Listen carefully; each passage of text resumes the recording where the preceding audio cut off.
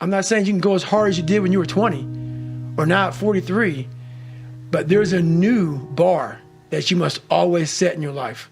And once you become complacent and you become civilized, you've arrived, you're no good for anybody. And how do you keep that bar high when most challenges now, I would imagine, seem trivial compared to what you've endured? They are.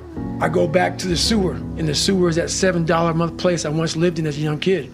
So even though... Mentally, and I always talk about it, I'm always paying rent in that $7 a month place where I grew up, in that nasty little place I grew up in. I remember it.